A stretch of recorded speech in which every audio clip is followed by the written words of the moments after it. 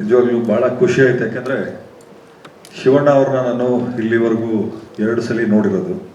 ಒಂದು ಮದಗಜ ಟೈಮಲ್ಲಿ, ಅದಾದಮೇಲೆ ಇವಾಗ ನಾವು ಸ್ವಲ್ಪ ದಪ್ಪಗೆ, ಸಣ್ಣಗೆ, ಕಪ್ಪಗೆ, ಸ್ವಲ್ಪ ಕೂದಲು ಉದುರಿದೆ, ಎಲೆಕ್ಷನ್ ಎಫೆಕ್ಟು. ಆದರೆ ಶಿವಣ್ಣ ಅವ್ರು ಮಾತ್ರ ಹಂಗೆ ಇದ್ದಾರೆ. ಖುಷಿ ಆಗ್ತದೆ. ಯಾಕೆಂದರೆ ಅವ್ರು ಹುಟ್ಟಿರೋದು ದೇವರು ಹೊಟ್ಟೆಯಲ್ಲಿ. ಯಾಕೆಂದರೆ ಯಾರು ಇವತ್ತು ನಿಮ್ಗೆ ಗೊತ್ತಿರ್ಬೋದು, ಕನ್ನಡ ಫಿಲ್ಮ್ ಇಂಡಸ್ಟ್ರಿ ಅಂದರೆ ಇವತ್ತು ಇಲ್ಲಪ್ಪ ಒಂದು KGF ಸಿನಿಮಾ ಅಥವಾ ಇನ್ನೊಂದಷ್ಟು ಸಿನಿಮಾಗಳ ಹೆಸರು ಹೇಳ್ತಾರೆ.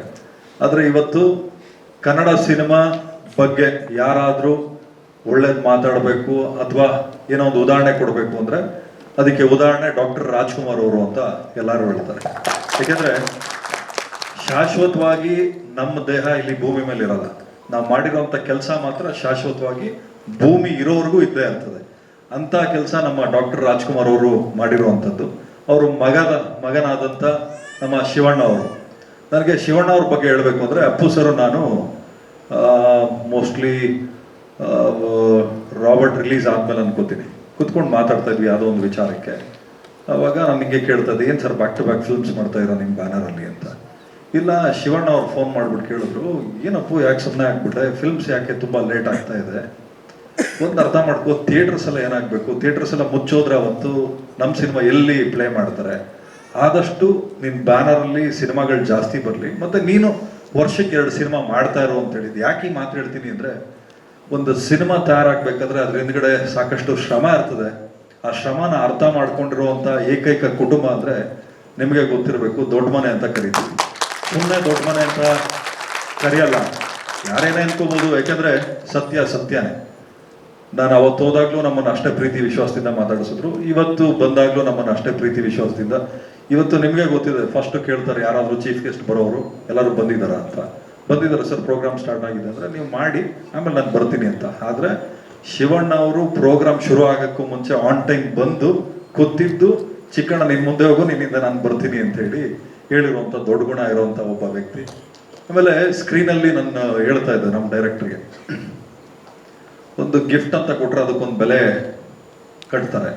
ಆ ಗಿಫ್ಟ್ ಕೊಡೋದ್ರ ಜೊತೆಯಲ್ಲಿ ನಮ್ಮ ಶಿವಣ್ಣ ಅವರು ಇಷ್ಟಪಡಬೇಕು ಮತ್ತು ಜನನೂ ಇಷ್ಟಪಡಬೇಕು, ಒಂದು VT ರೆಡಿ ಮಾಡಿ ಅಂತ. ನಾನು ಹೇಳಿದ್ದು ಭಾಳ ಟೈಮ್ ಆಗಿಬಿಟ್ಟಿತ್ತು, ಭಾಳ ಕಡಿಮೆ ಅವಧಿ ಇತ್ತು.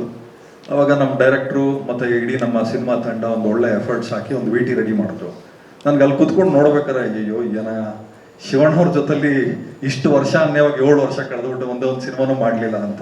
ಯಾಕಂದ್ರೆ ಆ VT ನನಗೆ ಹೆಂಗೆ ರಾಕೆಟ್ ಹಚ್ಬಿಟ್ರೆ ಪಟ್ ಅಂತ ಮೇಲ್ಕ್ ಹೋಗ್ತದೆ, ಹೆಂಗನ ಮಾಡಿ ಶಿವಣ್ಣವ್ರ ಜೊತೆಲಿ ಒಂದು ಸಿನಿಮಾ ಮಾಡಬೇಕು ಅಂತ. ಯಾಕೆಂದ್ರೆ ನಾನೊಂದು ಇವತ್ತಿಗೂ ಅಷ್ಟೇ, ನಾನು ಸ್ನಾನ ಮಾಡ್ಬೇಕಾದ್ರೆ ನನಗೊಂದು ಅಭ್ಯಾಸ ಇದೆ, ಅಥವಾ ನಾನು ಒಬ್ಬನೇ ಕಾರ್ ಓಡಿಸ್ಬೇಕಾದ್ರೆ ಒಂದಷ್ಟು ಸಾಂಗ್ ಕೇಳೋದು. ದೊರೆ ಸಾಂಗ್ ಇವತ್ತಿಗೂ ಕೇಳ್ತೀನಿ, ಆ ದೊರೆ ಟೈಟ್ಲು ಇವತ್ತಿಗೂ ಇಟ್ಕೊಂಡಿದ್ದೀನಿ ನನ್ನ ಬಾನ. ಅದೇ ರೀತಿ ಸಿನಿಮಾ ಇಂಡಸ್ಟ್ರಿ ಅಂತ ಬಂದಾಗ ಒಂದು ಕುಟುಂಬ, ಆ ಕುಟುಂಬನ ನಡೆಸ್ಕೊಂಡು ಹೋಗುವಂತ ಒಂದು ಇವತ್ತು ಯಜಮಾನ್ತನ ನಮ್ಮ ಶಿವಣ್ಣ ಅವ್ರಿಗಿದೆ. ಆ ಶಿವಣ್ಣ ಅವ್ರು ಬಂದು ನಮ್ಗೆ ಇವತ್ತು ಆಶೀರ್ವಾದ ಮಾಡಿದ್ದಾರೆ. ಯಾಕೆಂದ್ರೆ ಪ್ರೊಡಕ್ಷನ್ ಹೌಸ್ ಆಗಿ ಇವತ್ತು ನಾವು ಎಸ್ಟಾಬ್ಲಿಷ್ ಆಗಿದ್ದೀವಿ. ಆದರೆ ಚಿಕ್ಕಣ್ಣ ಒಬ್ಬ ಹೀರೋ ಆಗಿ ಎಸ್ಟಾಬ್ಲಿಷ್ ಆಗುವಂತ ಒಂದು ಅವಕಾಶ ಬಂದಾಗ ಅದು ಒಳ್ಳೆಯವ್ರ ಕೈಯಲ್ಲಿ ಆಗಬೇಕು. ಅದು ಇವತ್ತು ಶಿವಣ್ಣ ಅವ್ರ ಕೈಯಲ್ಲಿ ಆಗಿದೆ, ಬಹಳ ಖುಷಿ ಆಯಿತು. ಅದಾದ್ಮೇಲೆ ಈ ನಮ್ಮ ಕಾರ್ಯಕ್ರಮಕ್ಕೆ ಕೀರ್ತಿರಾಜ್ ಸರ್ ಬಂದಿದ್ದಾರೆ. ಸರ್ ನಿಜವಾಗ್ಲೂ ಬಹಳ ಖುಷಿ ಆಯಿತು.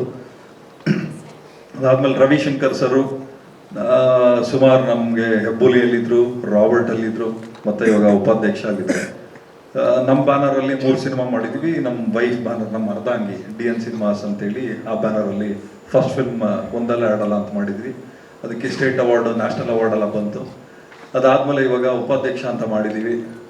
ಒಂದು ಒಳ್ಳೆ ಹೋಪ್ಸ್ ಜನಗಳ ಮನಸ್ಸಲ್ಲಿದೆ ಅಂತ ನಾನು ಭಾವಿಸ್ತೀನಿ.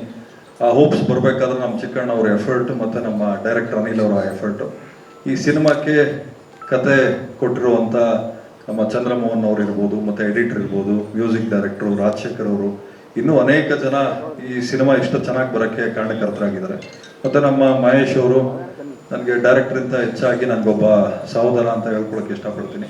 ಚಿಕ್ಕಣ್ಣ ಅವ್ರಿಗೆ ನಾನು ಡೇ 1 ಇಂದನೂ ಹೇಳ್ತಾ ಇದ್ದೆ, ಅಪ್ಪಾಜಿ ಸಿನಿಮಾ ಮಾಡೋದು ದೊಡ್ಡದಲ್ಲ, ಮಾಡಿದ್ಮೇಲೆ ನಾವು ನಿಲ್ಲಿಸ್ಕೊಡೋದು ಕಲಿಬೇಕು ಅಂತೇಳಿ. ಅದನ್ನು ಭಾಳ ಸೀರಿಯಸ್ ಆಗಿ ತೊಗೊಂಡು ಸಿನಿಮಾ ಮುಗಿಯೋವರೆಗೂ ಅಷ್ಟೇ, ಬೇರೆ ಸಿನಿಮಾ ಒಪ್ಕೊಳ್ದೆ ಯಾವಾಗಲೂ ಹೇಳ್ತಾ ಇರ್ತಾರೆ, ಅಪ್ಪಾಜಿ ಯಾವ ಸಿನಿಮಾನೂ ಮಾಡಿಲ್ಲ ಅಪ್ಪಾಜಿ, ಕಾಸಿಲ್ಲ ಅಂತ. ಆದರೆ ಅವಾಗಲೇ ನೀವು ನೋಡೋದಲ್ಲ ಕಾರ್ಡ್ ಹೆಂಗೆ ಓಡೋದ್ರು ಅಂತ.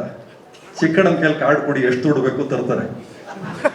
ಆ ಟ್ಯಾಲೆಂಟು ನಮ್ಮ ಚಿಕ್ಕಣ್ಣ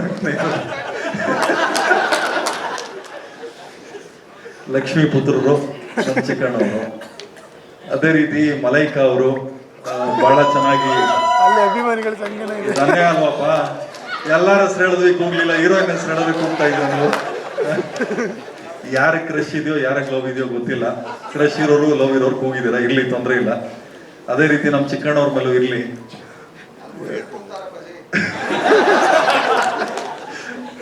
ನಿಮ್ಮೆಲ್ಲರ ಆಶೀರ್ವಾದ ನಮ್ಮ ಉಪಾಧ್ಯಕ್ಷ ಮೇಲೆ ಇರ್ಲಿ ಅಂತ ಕೇಳ್ಕೊತೀನಿ. ಅದೇ ರೀತಿ ಕನ್ನಡ ಸಿನಿಮಾ ಆದಷ್ಟು ಥಿಯೇಟರ್ಗಳಲ್ಲಿ ಬರ್ತಾ ಇರ್ತದೆ, ಆದಷ್ಟು ನೋಡಿ. ಯಾಕಂದ್ರೆ ನೆನ್ನೆ ಒಂದು OTT ಅಮೆಝಾನ್ ಚೀಫ್ ಬಂದಿದ್ರು ಬೆಂಗಳೂರಿಗೆ, ನೆನ್ನೆ ಮೀಟ್ ಆದ್ರು. ಅವ್ರು ಒಂದು ಬೇಸರದ ಸಂಗತಿ ಹೇಳಿದ್ರು. ಏನು ಅಂದ್ರೆ ಕನ್ನಡ ಮತ್ತೆ ಮಲಯಾಳಂ ಇವೆರಡು ಇಂಡಸ್ಟ್ರಿಗೆ ಅಲ್ಲಿನ ಆಡಿಯನ್ಸ್ಗಳು ಸಿನಿಮಾ ನೋಡ್ತಾ ಇಲ್ಲ. ಇವಾಗ ಕರ್ನಾಟಕದಲ್ಲಿ ಬೇರೆ ಲ್ಯಾಂಗ್ವೇಜ್ ಸಿನಿಮಾಗಳು ನೋಡ್ತಾರೆ, ಆದ್ರೆ OTTಯಲ್ಲಿ ಕನ್ನಡದವ್ರು ಕನ್ನಡ ಸಿನಿಮಾ ನೋಡ್ತಾ ಇಲ್ಲ ಅಂತೇಳಿ. ಅದೇ ರೀತಿ ಮಲಯಾಳಮಲ್ಲೂ ಅದೇ ಸಮಸ್ಯೆ ಇದೆ ಅಂತ. ಅದಕ್ಕೆ ತಾವೆಲ್ಲರೂ ಮನ್ಸು ಮಾಡಿದ್ರೆ, ಯಾಕಂದ್ರೆ ಒಂದು ಸಿನಿಮಾ ತಯಾರಾಗಬೇಕಾದ್ರೆ ತುಂಬಾ ಚಿಕ್ಕ ವಿಚಾರ ಅಲ್ಲ, ಬಹಳ ದೊಡ್ಡ ವಿಚಾರ. ಯಾಕಂದ್ರೆ ವರ್ಷಾನ್ಗಟ್ಲೆ ತಪಸ್ಸು ಕೂತ್ಕೊಂಡು, ಯಾಕಂದ್ರೆ ಸಾಕಷ್ಟು ಜನ ಡೈರೆಕ್ಟರ್ಗಳು ಮನೆ ಬಿಟ್ಟು ಬಂದು ಅವ್ರಿಗೆ ತಿನ್ನೋಕೆ ಅನ್ನ ಇದೆಯೋ ಇಲ್ವೋ, ಡೈರೆಕ್ಷನ್ ಡಿಪಾರ್ಟ್ಮೆಂಟ್ ಇರ್ಬೋದು, ಕೂತ್ಕೊಂಡು ಕತೆ ಬರೆದು ಎಲ್ಲ ಸಿನಿಮಾ ಮಾಡ್ತಾರೆ, ಫೋನಲ್ಲಿ ಕೂತ್ಕೊಂಡು ನೋಡ್ತಾ ಇರ್ತಾರೆ. ನನಗೆ ಬೇಜಾರಾಗೋದೇನಂದ್ರೆ ಯಾರ್ದೋ ಒಂದು ಶ್ರಮ, ನೀವು ಯಾವುದೋ ಒಂದು 20-30 ಸಾವಿರ ರೂಪಾಯಿ ಫೋನಲ್ಲಿ ನೋಡಿದಾಗ ಒಬ್ಬರು ಭವಿಷ್ಯ ಬೀದಿಗೆ ಬೀಳ್ತದೆ. ಆದಷ್ಟು ನಾನು ಮನವಿ ಮಾಡ್ಕೊಳ್ಳೋದಿಷ್ಟೇ, ಒಳ್ಳೆ ಸಿನಿಮಾ ಮಾಡಿದ್ರು ನಿಮಗೆ ಹೊಗಳಕ್ಕೂ ಅಧಿಕಾರ ಇದೆ, ಕೆಟ್ಟ ಸಿನಿಮಾ ಮಾಡಿದಾಗ ನಿಮಗೆ ಬೈದು ಬುದ್ಧಿ ಹೇಳುವಂಥ ಅಧಿಕಾರನೂ ನಿಮಗಿದೆ. ನೀವು ಹಾಕೋ ಅನ್ನದಿಂದ ನಮ್ಮ ಜೀವನ ನಡೀತಾ ಇರ್ತದೆ. ಹಾಗೆ ನಮ್ಮ ಸಿನಿಮಾ ಇಂಡಸ್ಟ್ರಿ ನಿಲ್ಲಬೇಕಾದ್ರೆ ನಿಮ್ಮೆಲ್ಲರ ಒಂದು ಸಹಕಾರ ಆಶೀರ್ವಾದ ಬೇಕಾಗ್ತದೆ. ಒಳ್ಳೆ ಸಿನಿಮಾ ಮಾಡಿದಾಗ ನೀವು ನಮಗೆ ಬೆನ್ತಟ್ಟಿ ಮುಂದಕ್ಕೆ ತಳ್ಳಿ, ಕೆಟ್ಟ ಸಿನಿಮಾ ಮಾಡಿದಾಗ ಕೆಟ್ಟ ಸಿನಿಮಾ ಮಾಡಿದ್ಯಾ ಅಂತ ಕಿವಿ ಹಿಂಡಿ ಬುದ್ಧಿ ಹೇಳಿ ಎರಡನ್ನೂ ನಾವು ಸ್ವೀಕರಿಸ್ತೀವಿ. ಅದೇ ರೀತಿ ನಮ್ಮ ಉಪಾಧ್ಯಕ್ಷ ಸಿನಿಮಾ ಜನವರಿ 26ನೇ ತಾರೀಕು ರಿಲೀಸ್ ಆಗ್ತಾ ಇದೆ, ರಿಪಬ್ಲಿಕ್ ಡೇ ದಿನ. ದಯವಿಟ್ಟು ಎಲ್ಲರೂ ಥಿಯೇಟರ್ಗೆ ಬಂದು ಸಿನಿಮಾ ನೋಡಿ ನಮ್ಮ